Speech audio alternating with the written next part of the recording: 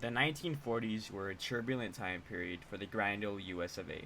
We had our boys in blue fighting the fascists in war torn Europe and combating the Japanese Empire in the Pacific Islands. But how are things back home? Well, even in the depths of war, inequality was everywhere. To understand the inequality of the 40s, 50s, and 60s, you must go back to the end of the Civil War. The end of the Civil War brought forth a time period called Southern Reconstruction. A once divided America needed to rebuild the once rebel states. Reconstruction Acts were implemented as an act to provide for the more efficient government of the rebel states, but in reality, they were to control the labor and behavior of former slaves and other African Americans. These black codes were implemented to restrict the freedoms that black people would have and make them work lower wages. In response to these black codes that were infringing on African American rights, there was a northern state backlash and got rid of the presidential reconstruction, which led to the radical wing of Republican Party being in charge of the Southern Reconstruction.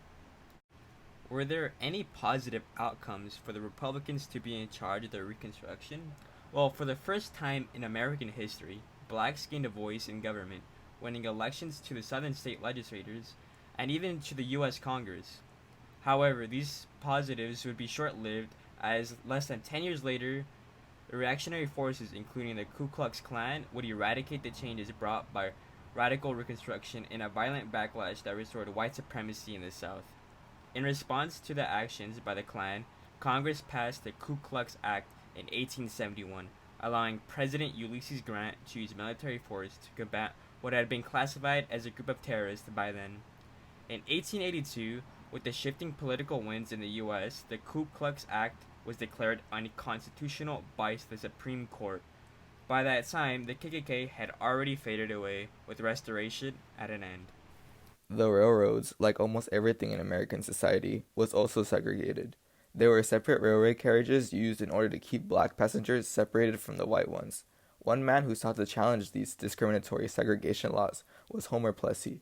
Although Plessy may appear white to the average eye, he was in fact considered to be black due to his one-eighth African American heritage. On June 7, 1892, in New Orleans, Louisiana, he deliberately sat in the whites-only section on the railway carriage and exposed himself for being black in an effort to challenge the segregation laws through legal action. He was promptly arrested. This case went all the way to the Supreme Court. On May 18, 1896, almost 4 years after Plessy's initial arrest, the court came to a 7-1 decision against Plessy. The landmark case found Plessy guilty and declared separate but equal as constitutional. More than 50 years later is when the American government would finally do something about segregation. Both world wars were fought with segregation laws in place to separate white troops from black ones.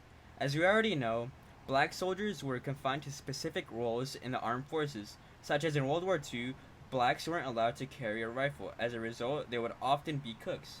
So in 1948, President Truman signed Executive Order 9981, which ended segregation in the armed forces. Despite this change in wartime segregation at home still continued to hit hard. The failure of the Plessy versus Ferguson case meant that segregation was indeed constitutional. Discriminatory Jim Crow laws were still in place to oppress black people. Absolutely everything was segregated.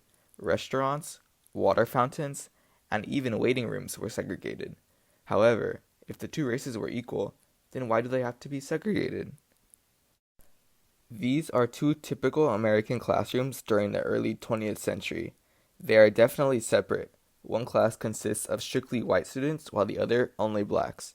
But the question is, as the Supreme Court states it, are they equal? On May 17, 1954, the Brown vs. Board of Education lawsuit would come to an end as the Supreme Court ruled unanimously that racial segregation of children in public schools was unconstitutional and separate but equal education and other services were not, in fact, equal at all. Now, how did the case begin?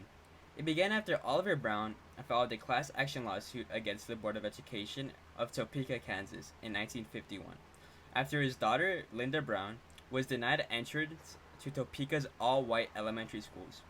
The case would eventually reach the Supreme Court. In the case, Brown claimed that segregation both in schools and around the country violated the Equal Protection Clause of the 14th Amendment, which holds that no state can deny to any person within its jurisdiction that equal protection of the laws. There was a massive resistance campaign by white Southerners opposing the Brown v. Board decision regarding integration of schools. They claimed the Supreme Court abused their judicial power. White citizens' councils were created locally to campaign against desegregation. These white citizens' councils, sometimes referred to as just citizens' councils, were a big hit in southern states after the Brown v. Board Supreme Court decision. These councils consisted of racist and white supremacist Southerners who sought to maintain their quote-unquote racial purity. Although they have existed since the late 19th century, white citizens' councils were very popular during the 1950s and 60s. After segregation was outlawed in schools, the white citizens' councils found a loophole to the Supreme Court decision. They created their own private council schools, which only accepted white students. This allowed for segregation to continue to exist in the South long after the Brown v. Board decision.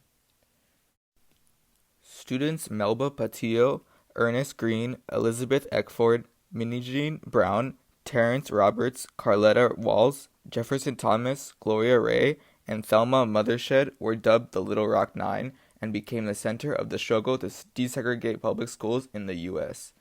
These 9 students from Little Rock, Arkansas, sought to attend Little Rock Central High School after the Brown v. Board decision.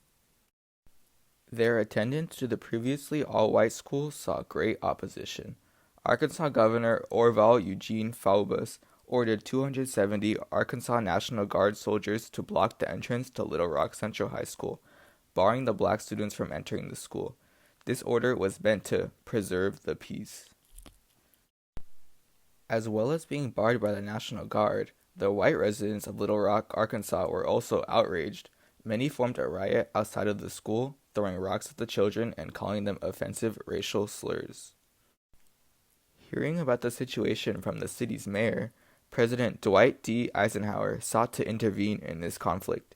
He sent his own federal troops to enforce integration and protect the 9 students from the rather aggressive townspeople. The troops remained in Little Rock to escort the 9 students to school the entire school year.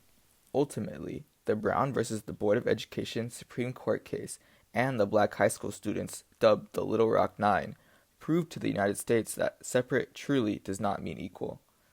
The civil rights movement, which took place during the 1950s and 60s, proved to be a quintessential time in American history. After countless years of oppression from unconstitutional Jim Crow laws enacted after slavery, it seemed as though black Americans were finally given their time to shine.